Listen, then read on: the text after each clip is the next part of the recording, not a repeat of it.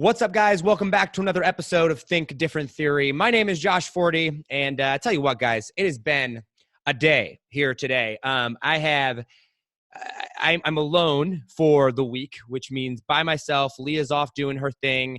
She's in Arizona right now, getting all warmed up and being warm when it's freezing cold here. But I've been laser focused, and I've been working with clients and doing a bunch of different things. And I'm very happy to get to take a break and like shift gears and go into interview mode, because I love interviewing people. I love asking questions. You guys know this about me. Like, my search for truth, my search for just information and knowledge is never ending. So I love being able to do this. And you guys know that the interview process that we've gone through has changed a little bit. I used to go through and I had to reach out to all of the guests myself, and I would pre-screen them and I would go through the entire process. But now that we've grown and I have a team now and it's awesome, they actually come to us, which is super cool. So my next guest, I've never met before, and I read her bio and I was like, wow, this is super cool. So like the process behind the scenes goes through an initial round of screening, then it gets sent on to me. I read the bio, kind of Facebook stalk them a little bit, and then we decide to bring them on. And our next guest, Genecia, is that how it's pronounced, right? Yeah, that's right. Genecia Alluora. Genecia Alluora. She's from Singapore, and she has quite the backstory, or at least so it seems. And so we're going to dive into this. Let me just read you a little bit of these accomplishments here real quick. She is the former Miss Singapore and Southeast Asia Woman of Excellence in 2010. She is the founder of Soul Rich Woman, the #1 female entrepreneur network in I don't know why I'm having such trouble with this, Southeast Asia, that connects more than 200,000 women across the region, with presence in 7 countries, including Singapore, Malaysia, the Philippines, which I was just in the Philippines, Vietnam, and Indonesia. She is the recipient of the International Progressive Women Award 2019, and the Council for Progressive Women, and the Iconic Influencer 2019 award. I feel like there's nothing she hasn't done. But then I'm going to actually turn this over to her, because like it goes into her backstory and it's just amazing. But she's been profiled on CNBC and China Daily, and she is a globally renowned speaker and leading women's empowerment expert with over a decade of experience speaking on stages worldwide. Thank you so much for coming on, Genecia. Welcome to the program. Well, thanks for having me on your show. Yeah, absolutely. Okay, let's dive in. Let's just get juicy right away. Who are you? Like, my word, it sounds like you've accomplished so much. Like, give me the 2 to 5 minute version of who you are, why we should listen to you, and like all the awesomeness that you've done. Basically, hi, my name is Genecia. I am the founder of Soul Rich Woman, SoulRichWoman.com. And what we do is basically we help women to go from offline to online, helping them to get more clients and more recognition in the online space. I've been doing this for the last 5 years. Before this, I was a cafe retail chain owner. We own 18 franchisees and licensees across Singapore, Malaysia, and Indonesia. And after 4 years, we exited to a public listed company. So yeah, That's my bio in a nutshell. Wow. So you've done a lot. Yeah, because I started really young. I saw that, 14 years old. Do you mind if I ask how old you are now? Like, is that all right?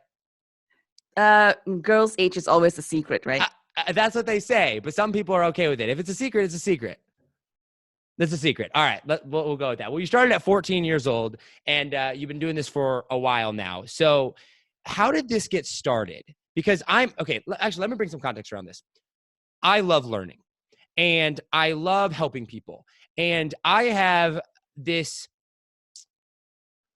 interesting theory that, like, basically the way to help people is actually by pointing them towards truth and empowering them with facts and empowering them with skills that allow them to go change their own life. Now, I'm involved in politics, and I like being in the know, and I believe that politics do play a role in things, but I believe that politics don't ultimately free anybody, that the only person that can truly free someone is themselves, right? And they have to have the education and the power to do this. So me, this natural person that like just I learn all the time. I don't even have TV. Like, I have a TV, but I don't have TV. I don't watch TV. I watch documentaries and courses and books, and it was just study, right?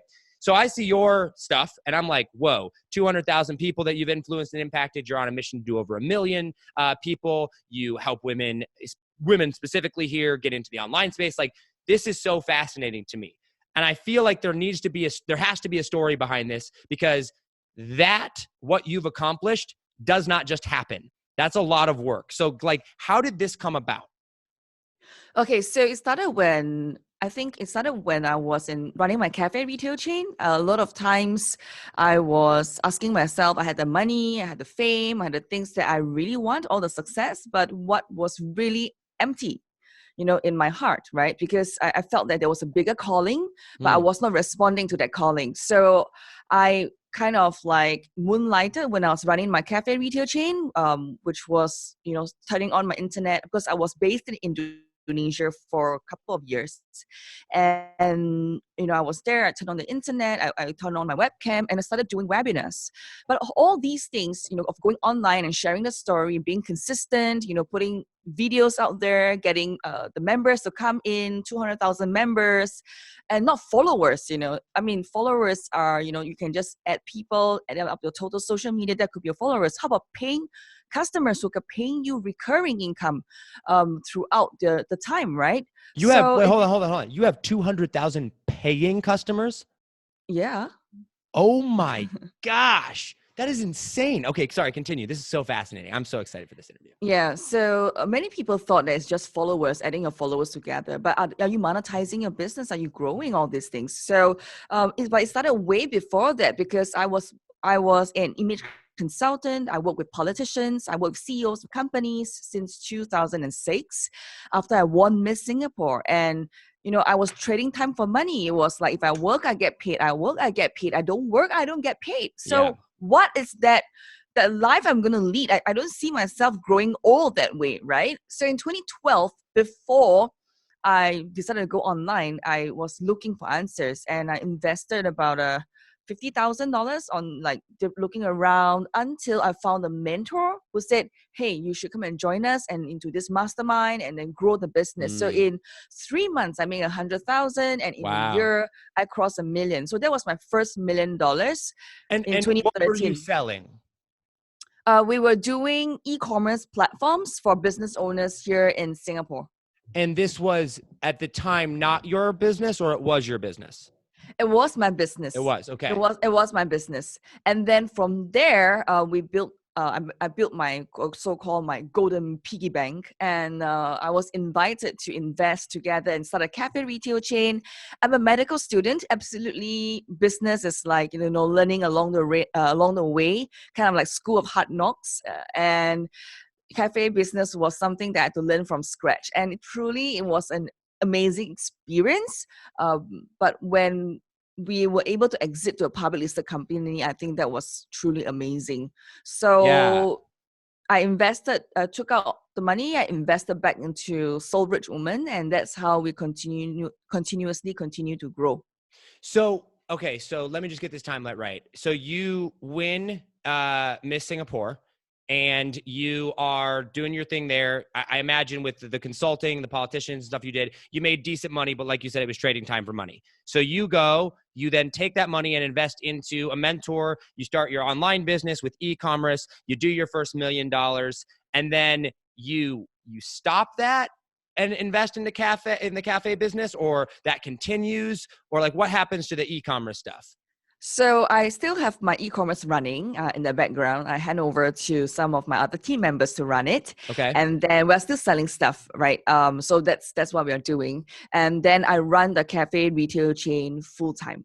Okay, so you did that. Now, when did Soul Rich Woman start? We did a rebranding in 2015. So 2015, but before that in 2014, we were called You Are Possible Academy. You Are Possible Academy. Okay, and then you did a rebrand. Yes, that's right. Because I launched my book, You Are Possible, in 2013. It was all about personal branding, getting yourself seen. And then I thought, okay, why not I start a community? Because I think that we can give and serve to our highest level, highest passion, highest purpose, highest level. So that was what I did in 2014. And I built up from zero when I first started on my webcam that I've shared with you. I was in Indonesia. Every Wednesday, I was on Webinar Wednesday. So I was there at 9 p.m., regardless where I was, sharing an hour of knowledge and experience and expertise. And that started from 0 viewers. Okay, nobody was Wow. watching until we mastered. I continuously master my F word, which is like funnels and Facebook ads and things like that. So when I you was going to master, ask you about that. So, okay. yeah, yeah. Continue. Yeah. Okay. Only if when you master your different F words, like, then you will be able to get your fabulous freedom and financial independence. Yeah, so Mm. it's both art and a science to it. I love that. I like that a lot. Well, I saw it and I figured it had to be a play on words. I just didn't know which one it was. And that actually makes a lot of sense with that.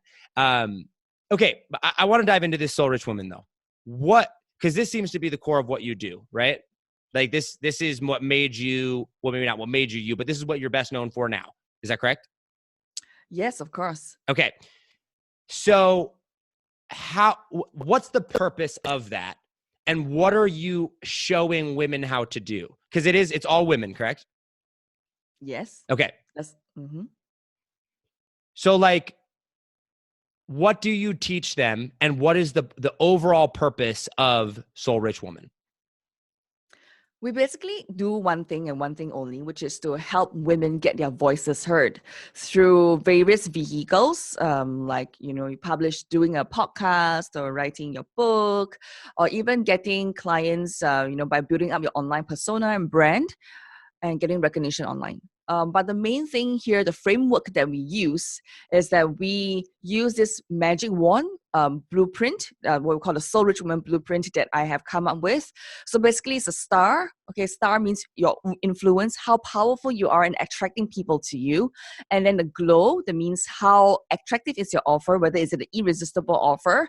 And then at the end of it is a magic funnel, what we call the magic funnels. So this overall Soul Rich Woman blueprint is a magic wand. It's a metaphor that I share on a story of how fairy godmother helped Cinderella to go to the ball, but by midnight she has to turn back to who she was and all that she has into a vacuum pumpkin and to the things that's around her. Imagine if you had the magic wand in your own hands and not in someone else's hand.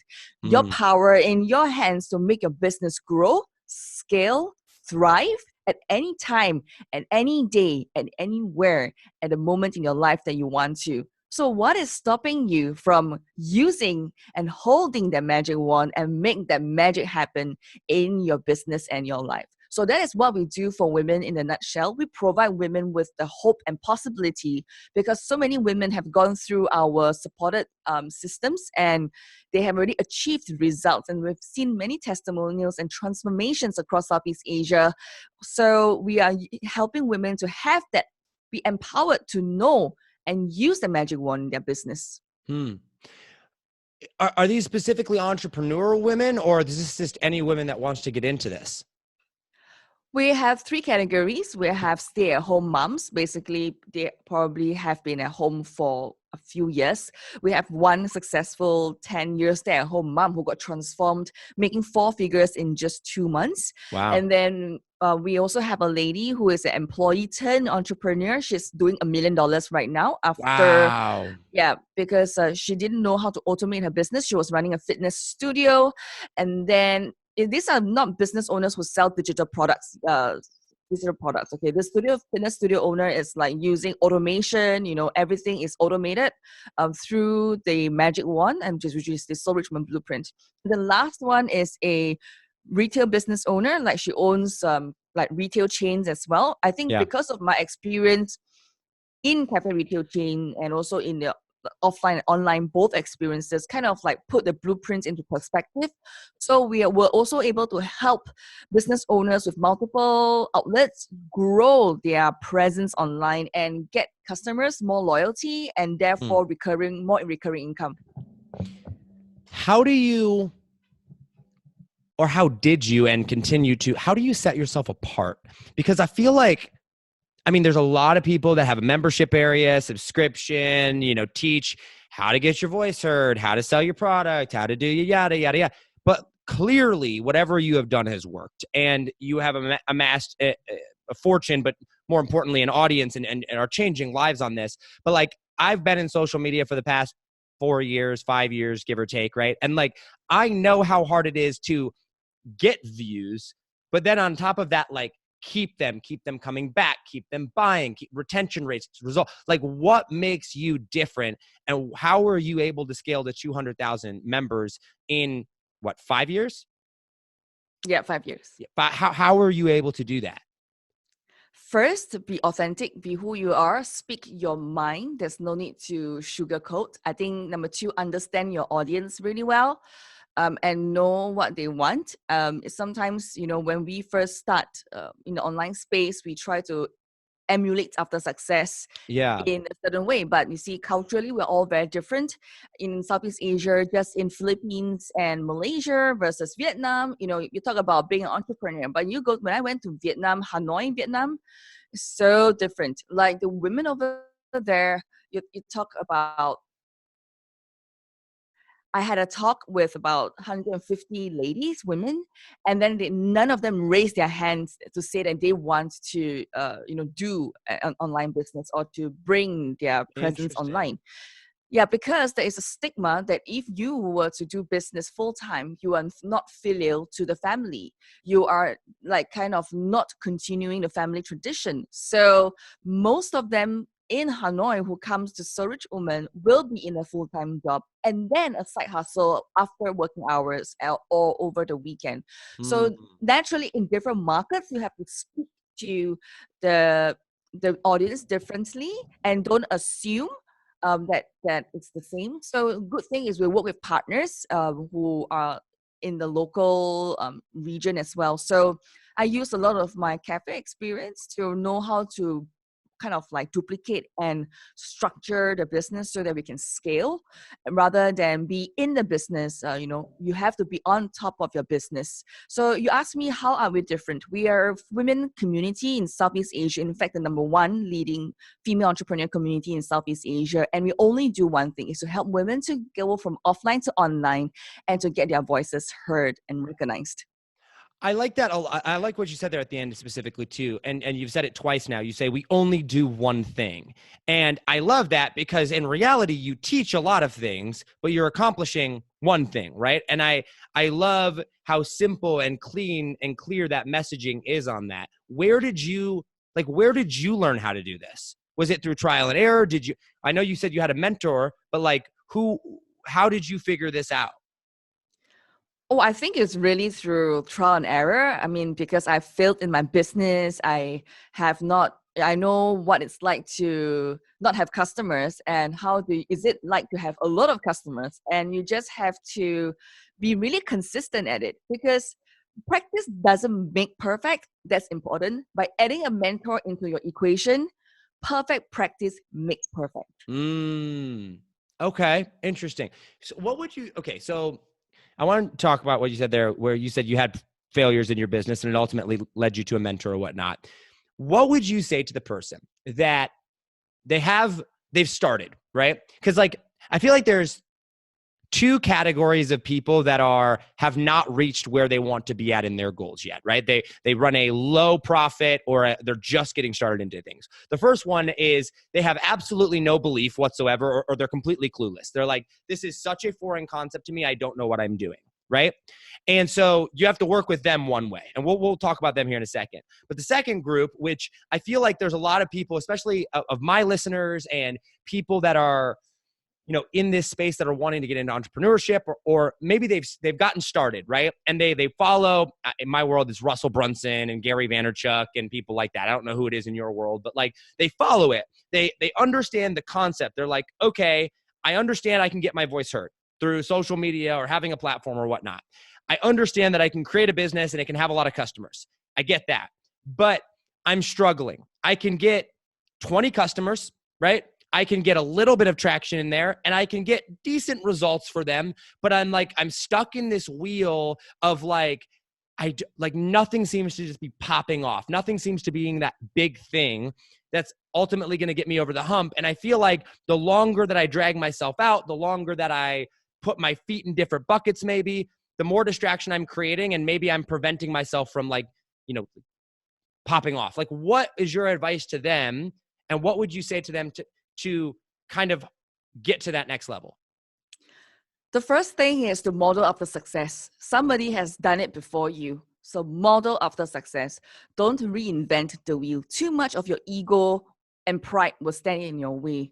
The reason why I spoke a lot about mentor and why I succeeded with a mentor was because I listened instead of having my own opinions and my own thoughts, which I do have. And because I started very early at 14 years old, I am rebellious, I am stubborn, I am a perfectionist. I want things done my way, if not the highway.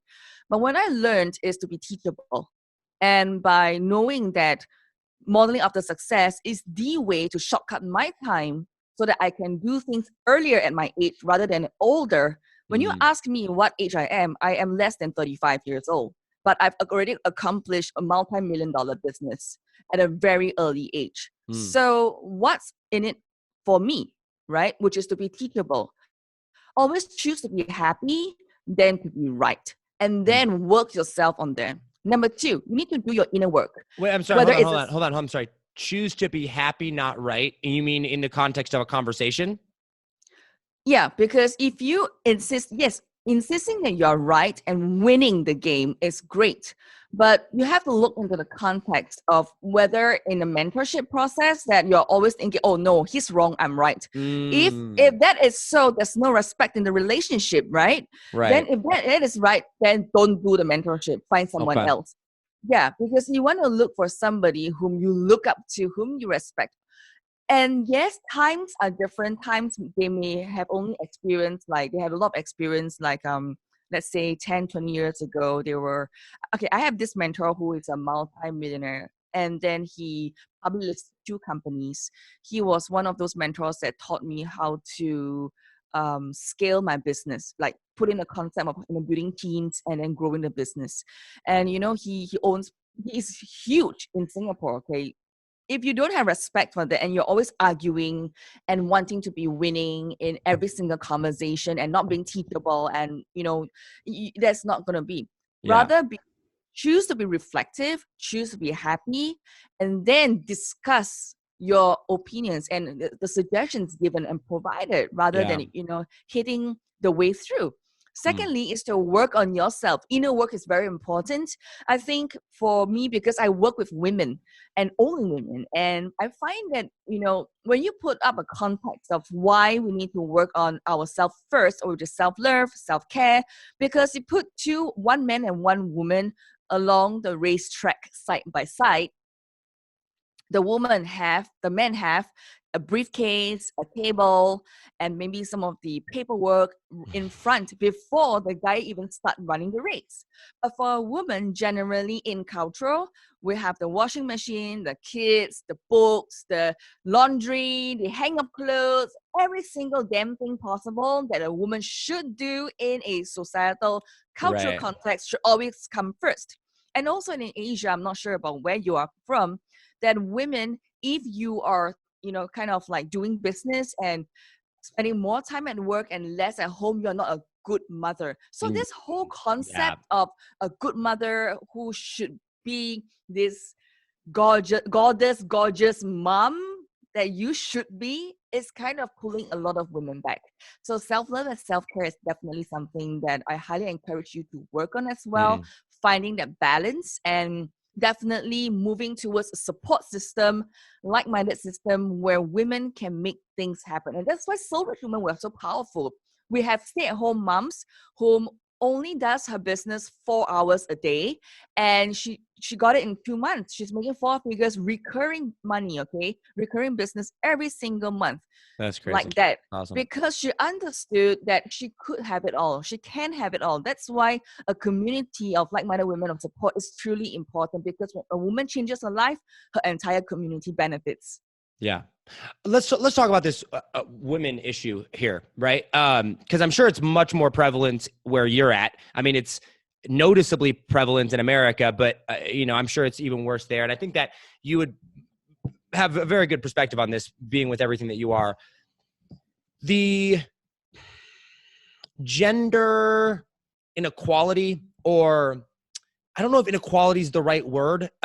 Gender, the differences between men and women and what they have to go through and face. Talk to me about that specifically in the context of entrepreneurship and in running a business? Do you see it more of a, because I feel like, and correct me if I'm wrong on this, because I'm not as educated on this as you are, clearly, but not as educated as I should be. I feel like there's two roles to this, or two places. One of them is the personal inequality that I don't want to say they put it upon themselves, but it's like the more personal, the shaming from friends, from families, from religious leaders, from society as a whole, right? That you should be a good mother. But then I also feel like there's an argument on the flip side of, in a corporate setting, that women aren't taken as seriously, that women aren't paid as much, that women don't have the same opportunities as men. And I feel, and this I could be way wrong on this, that maybe in the entrepreneurship world side of things, that latter one isn't as prevalent, but that the first one is even more prevalent, because now they're not just going and working. Now they're like, I'm going to work and I'm going to be the boss and I'm going to call the shots. And, you know what I mean? So like, talk to me about how that has affected women. And I do eventually want to get into solutions, but let's talk about the effects of it first. When I travel Southeast Asia, because that's what we are doing here in our network, when we go to different countries, definitely is prevalent. Like in Malaysia, only 1 out of 5 companies are owned by women, and only maybe out of every 10 companies, only 2 will cross $1 million, because Really? there is nobody guiding them, or there is no such support for women who are doing business. Yep, in that sense. So when you go to the Philippines, which is a fertile ground for female entrepreneurship, but they don't really know how to sell. So for example, they will buy low and sell high from different marketplace from overseas, and then they sell marketplace platforms, and then they will market the products at a price war kind of thing. So they don't really know exactly how to do branding, more of that, even though it's a fertile ground for female entrepreneurship. When we went to Vietnam, like I shared with you, culturally, it does have some stigma, although that is in Hanoi, but for Ho Chi Minh, it's so much more easier for women to get started on entrepreneurship, because the whole entire city is already, encouraging women to do that. In fact, Vietnam is one of the places where women are actually doing entrepreneurship, but not really like the e-commerce type, but more of the offline, and then the small hawkers or the small stall owners. So they're already in entrepreneurship. Not that they are not, but their family and the business are kind of like together. So one thing I want to put into perspective is the woman's dreams versus reality, and what is stopping them is already changing. I would say I've been in this women empowerment thing for the last 5 years. When I share with people about my platform, they're like, what? You're in this for the last 5 years and not recent 2 years? No, I've been this for way longer than that. And because of this, I've seen how women are stepping up and rising up to make a difference. So I believe that in the next 3 to 5 years, we can see more and more women rising up and making a difference with entrepreneurship, with doing business, whether it's a side hustle, 2 hours, 4 hours. Truly, what is the definition of success? The thing that you are saying, by putting into context, is what is the definition of success? Yes, we can have criticisms, we can have people saying us and whatever that may be, but what is the definition of success? So to some of you, it may be $1 million. To some of you, it's making the first dollar online. How do you even make that $1? Yeah. And to some of you, is how do you even make recurring income online, right? And to the women in my community, for that stay-at-home mom for 10 years, it was to her being able to make money of her own so that she can spend her own money. I interviewed Mary Buffett. She said, a man is not a financial plan. So even though the husband was making a lot of money for her, she has a happy family, 2 kids who are in teenagers now, but she wasn't happy. She was like, oh my God, how am I going to do with my life? So she first achieved her fabulous through Soul Rich Woman by being more confident, breaking through and working on her self-care and self-love, rather being an auntie whom just carry groceries, cooking for the kids, taking care of the husband. But instead of that, putting herself first, because if your cup is not full and overflowing, how else can you give? Yeah. Number 2, to achieve financial independence means that through that 4-figure income that she made, she could do more and have a voice in the things that she will choose to spend on, instead of thinking, oh, my husband gives me this amount every month, I have to do this, I have to do that, according to what we seem as a norm, Right. right? Third, because of the first two, she was able to achieve freedom, meaning to say she was able to speak her mind more freely and expressing her views in a way that it's in her own way that the last 10 years of family has not seen before. This did cause some changes within the family, but it For was a sure. positive one. No, it was a positive one. The husband didn't support her to go online because he would think that it's a scam. But the two kids who are teenagers in college, going on university, would say like, wow, mom, you're super amazing. You're a role model. So what is it that you are giving your children to see? So to Yeah. her, she achieved the freedom to express herself even more so that she can show her children that she is the woman that, her daughter could become. I love that. And I have a question specifically on what you said. So from what I'm gathering here, you see, and correct me if I'm wrong here, but it seems to me that you're saying that quite possibly the biggest issue that women, at least in your region of what you're dealing with there, is that they lack the knowledge and resources and support to actually know what to do. That men, that there's plenty of systems and support in place for men and education for men and there's things of that nature. But for women, like it's just not there for them. Is that correct? Well, I would say for Singapore climate of entrepreneurship, government is definitely doing a lot of things to help entrepreneurship to kick off, whether you're male or female. I Okay. think this is not really a gender issue here, but because of my passion and my big why, because I started working at a very young age at 14, and my mother has always been my inspiration, even though it sounds cliche, but yeah, without my mom, I will not be where I am today because For she's sure. a leader in the community. So when I look at this overall picture, Singapore is definitely a hub that has really grown. And also when Alibaba has invested heavily in Thailand, in Singapore and Malaysia to build up the infrastructures, and with marketplaces like Grab growing in Southeast Asia region, plus like Shopee being one of those leading top e-commerce here within Southeast Asia as well. So you need to understand your markets and know that it's not just because it's gender specific, rather it's can you get them to come to you? Can you get your audience to believe what you say and really be around so that there's a stickiness in your community that you are building upon? So specifically for the gender issue here, okay? So what do you see then as the biggest issue in where you serve? What do you see as the biggest gender equality issue out there? Like what is causing the biggest divide between men and women, or should I say the biggest barrier to entry from women being successful or women getting into entrepreneurship? First, I think I want to say is Soul Rich Woman, we believe in having it all. The F word being fabulous, having freedom and financial independence. And the fourth F word is actually family. So we are pretty Family. much pro men and women coming together as one.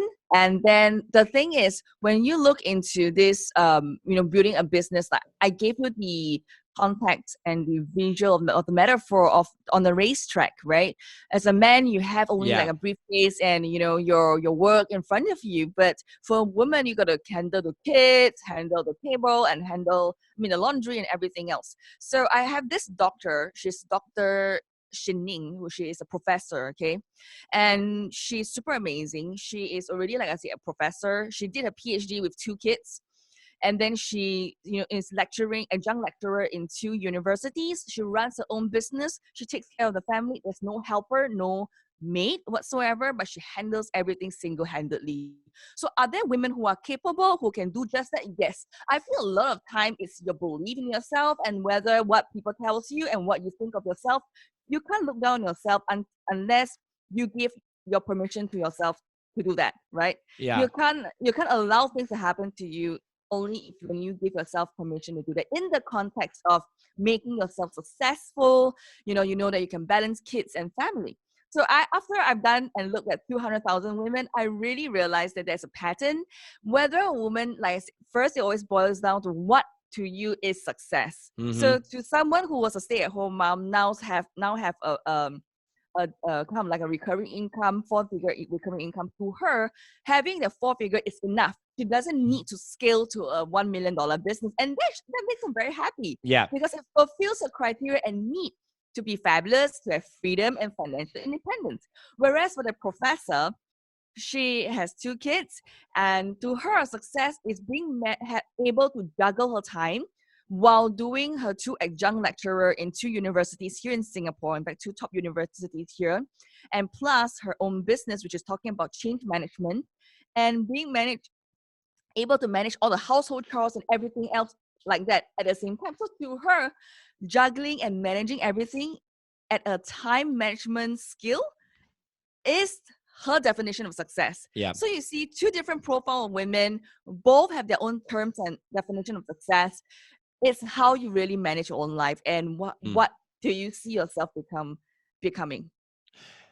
Yeah, I think and I love what you said about giving yourself permission. I think that's universally for both men and women, but especially for women. Like, you have to give yourself permission just to go after what you want.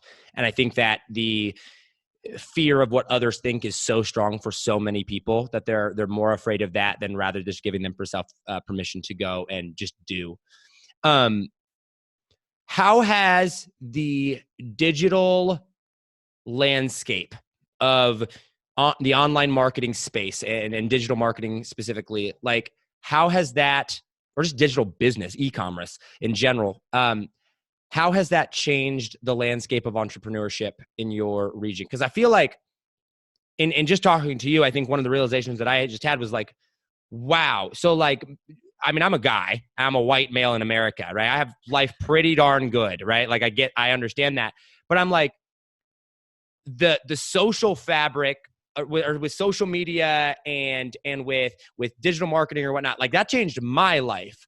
I can't imagine what it did for a woman in the Philippines or in Singapore or in Malaysia. I mean, like, I feel like this was like, they actually had opportunity now. Whereas before, I feel like maybe their options were incredibly limited. Talk to us about that. Like, how has digital marketing and online e-commerce changed the landscape of entrepreneurship as you see it? First, when I started my cafe retail chain, we invested at least to really do renovation, everything. Every single outlet, we spent about $200,000-$300,000. So per outlet? Per or outlet. Total? Per outlet, okay. Yeah. So we invest a couple of $1 million to get back the multi-million dollars when someone bought us over. So when you look at that from that perspective and putting that into context, you realize that by starting an online business is so easy. The cost to kickstart is not high, right? So the barrier of entry is definitely low. So marketplaces have popped up over the years, like Shopee, Lazada, and in different markets and different platforms, right? And by having these, it really provides opportunities for small business owners to get started. And now Alibaba or Taobao has just launched a program to kind of like a friend of, let's say, for example, if you want to buy a mouse, right? And then you could even just refer a friend to buy that mouse from you. And it's just like anybody can have a business without product stocking. So it used to be drop shipping, you have to search, go and look for products, and now it's so easy. Like it's like a link. The accessibility is just like a link, right? You don't even need to have that in your home, stocking up $20,000 worth of products and then hoping that one day the products will sell by itself. No, that no longer happens. So you ask me, the climate has definitely shifted and progressed, I would say, and has allowed anyone to be able to make money online. But then again, you need to understand, like I said, the Soul Rich Woman Blueprint. At the end of the day, there's so many of us out there. They're like, it's always what makes us different. Why would people buy from you? It's always that know, like, trust score. And the reason why, like I said, the only one thing that we do is focusing on offline to online. I can see that the trend has also shifted in that sense that, when we first do a lot of videos and Facebook Live and we kind of get out there, and then it gets really noisy and crowded, and then you have to have multiple touch points, and now it's becoming a Netflix of your own, which means that you have to have your own ecosystem where your consumers and your customers are engaged within that platform itself, so that that stickiness allows them to keep coming back while decreasing your ad cost over time. Yeah, I like that. Wow. How, where, what's your biggest platform? Where are you most known? Where am I most known? Yeah. Currently, I'm on LinkedIn, Facebook, and Instagram.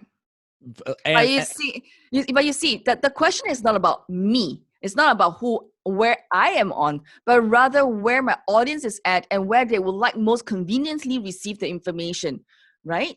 and that's for you is LinkedIn, Facebook, Instagram. Yes, that's right.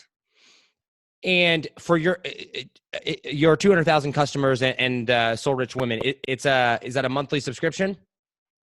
Yes, it is. And how much is that roughly?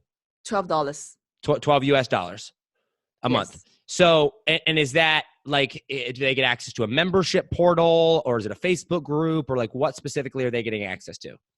2 mastermind videos every single month in the membership portal, and then they will have a Facebook group, and then they will have also office hours with me and some of the mentors on the platform.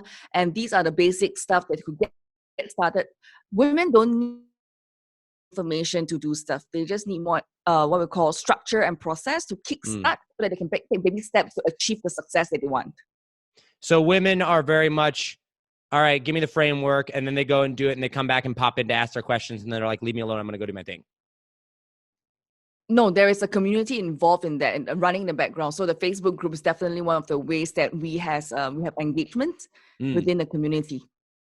That's crazy. I mean, it's mind-blowing to me that there's that many people in there, and I love it. That's super, super cool. Where do you go from here? Because do you have, you said you have an e-commerce platform still that you're still selling stuff on. Like, what type of stuff do you sell? Just real quick. Skincare products and beauty products. So skincare products. So you've got skincare and beauty products, and then you've got So Rich Women, which is a phenomenal company, which just, by the way, round of applause. Like, seriously, that's so cool. What's next? Like, what's the vision of where you're going with this? Obviously, women empowerment and women related issues are something that you're passionate about and knowledgeable about. I mean, you have 200,000 women to go and collect data and really listen to and learn from, which is phenomenal. But like, what's the next step, and what are you eventually growing this into? Wow. Honestly, I don't really know, because sometimes we can't see certain things. But I do believe one thing is that to hit 1 million women's lives and to touch their lives, there's 800,000 more to go. I mean, it's just like a mark where you put out a flag and it said that, you want to hit that goal. And I still remember I just went for a kind of speed networking with in a conference. So I didn't really think about that, like hitting 1 million women in a very short time. So I was talking to this telco company. This lady was in charge in Singapore, and we were just talking to each other, and we were just pitching and sharing what we are doing. And she said, "What is it that you want?" And I'm like, "Yeah, I want to touch 1 million women's lives." And she said, "By when do you want to touch it?" I'm like, I don't know, maybe another 2 to 3 years, because it's all about building that subscription base and have engagement with them. And it's just like, what can it be next year? What can it be like in 1 year, right? Right. And I'm like, yeah, but you know what? The funny thing is, Josh, nobody has asked me that question. Being a woman, being a leader, you're always concerned about other people, and sometimes we also forget about ourselves. So sometimes I think I do that as well. So as a leader, I want to encourage you that, also look at yourself and sometimes revisit your goals and what you want to do. So where exactly do I want to bring Soul Rich Women in the next 1 year to 3 years to 5 years? Definitely growing and touching more women's lives. That's one thing I want to do. And of course, becoming a leader globally, helping women coming to Southeast Asia to, understand our markets and really see that there's a women community here that you can be in touch with, especially in the area of building your recognition, getting your voice heard. I think this is something that I'm really passionate about, and it's a legacy business for me. I love that. That's so cool. And I think that's how it should be for everybody, legacy and impact, because when you have that as the driver, it takes the money out of it. Then as long as you're cash flow positive and you're making money, you could care less. Because would venture to say that whether you make $1 million more next year or not, it's not going to impact your personal financial success one way or the other. I mean, it's just a business now. Where do you get most of your, like, do you run paid ads, or like, where do you get most of your members from? Like, is it a specific platform? Do you do events? How do you get traffic? Yeah, traffic is a very hot topic, I can see. Well, Yeah.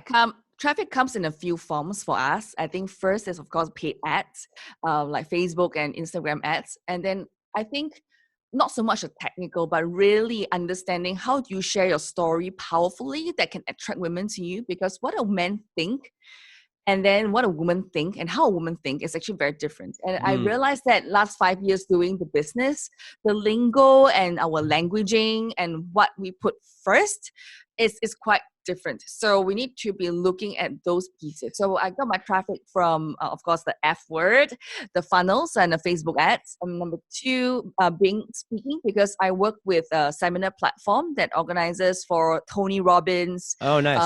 Anik Singhal, and you know Anik. yeah. So yeah, but we spoke on the same platform. I work with Success Resources. Nice. One of the speakers whom travel and speak as well. So that does give me a certain kind of exposure and allow me to reach out to certain groups of people that I would not have personally be able to reach. I think the key thing is when you have a belief that you want to serve people at the highest level of passion and purpose, and it's never about the dollar sign, things just magically happen for I agree. When you look at, there's this story that was told to me that two farmers prayed for rain. One farmer went out to put the seeds in and still prayed for the rain. And guess by the time when the rain came, who had the harvest?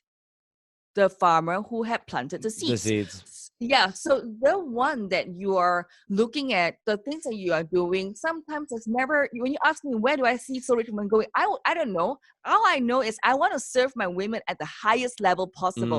And I can't do it alone, because alone you are strong. Together we are unstoppable. How'd you learn how to build a team? How big is your team actually? How many people you got working for you? 21. 21.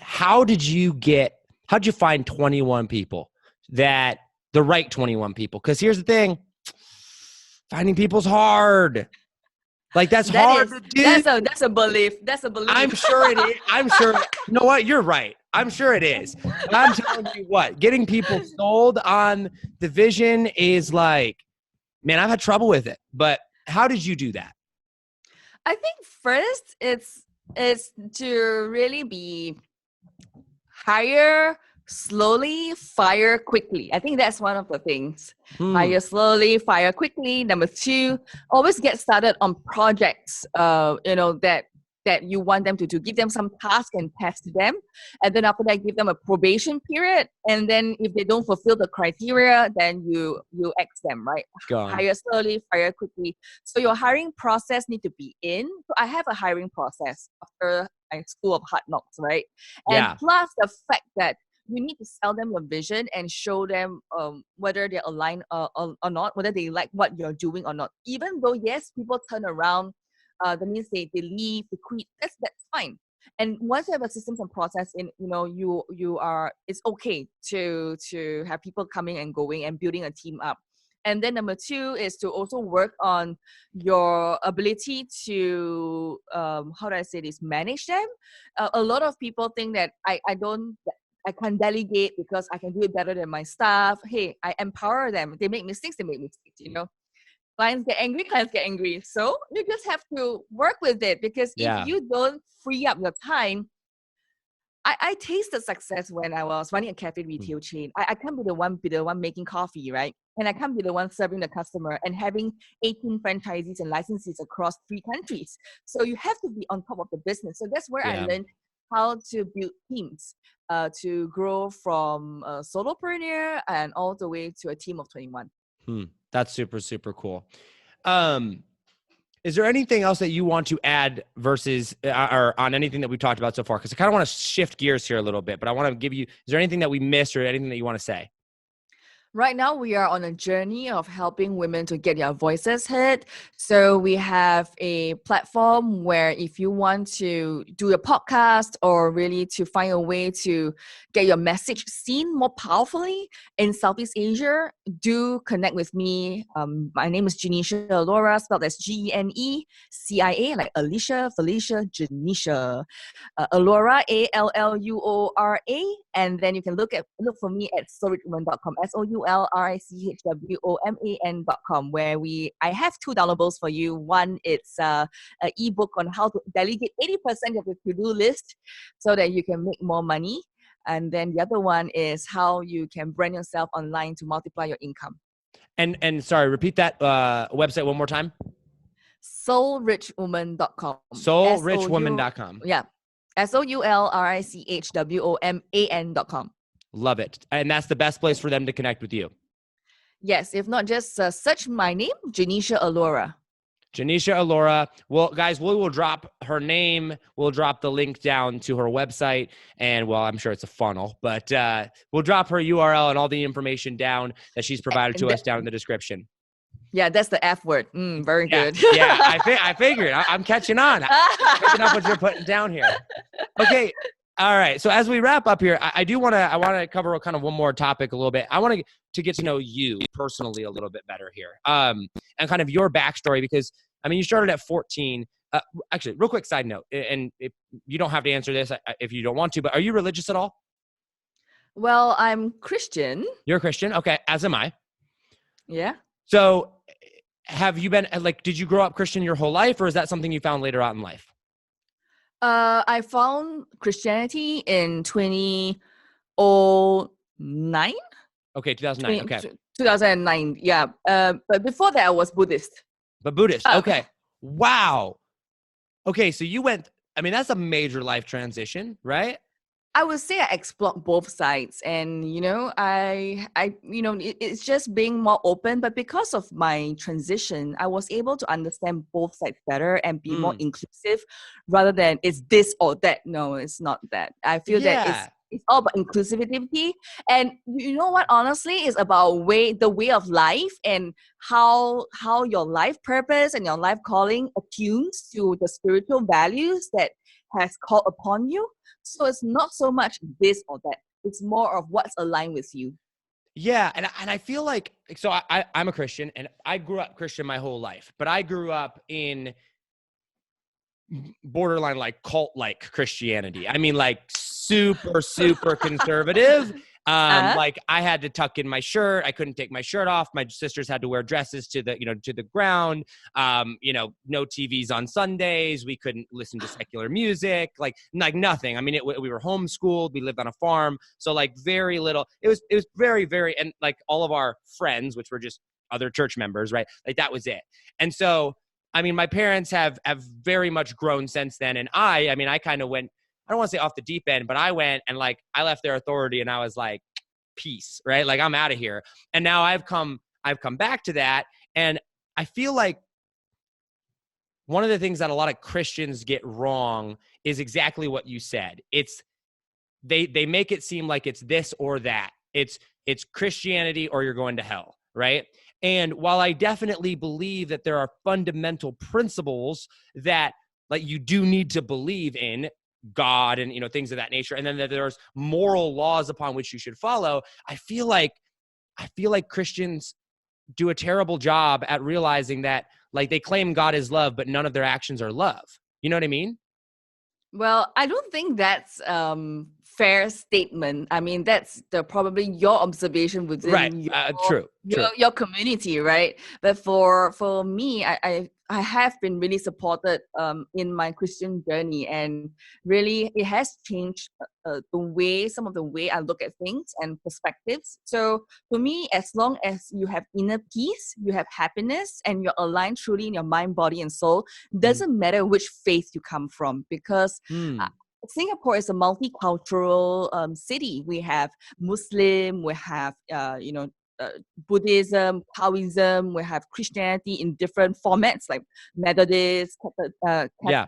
Catholics, and So we have so many different pots in one, so many faith in one pot here in Singapore, and I'm really truly blessed by our forefathers when like Lee Kuan Yew, he talks about having that racial harmony, and being born in this era of racial harmony, I really truly believe that we need to not judge, but really just put it into our own perspectives and not force it onto others, and live the life that we choose to live. So yeah.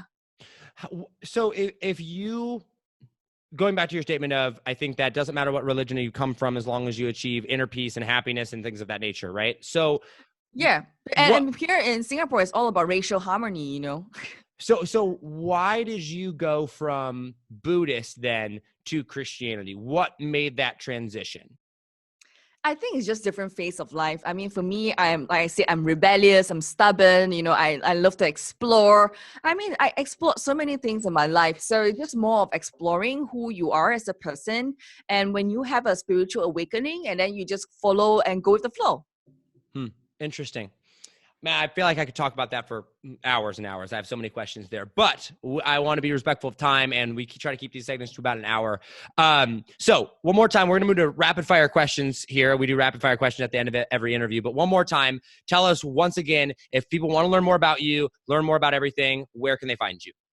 You can find me at Genecia Alluora, Genecia, like Alicia, Felicia, Genecia.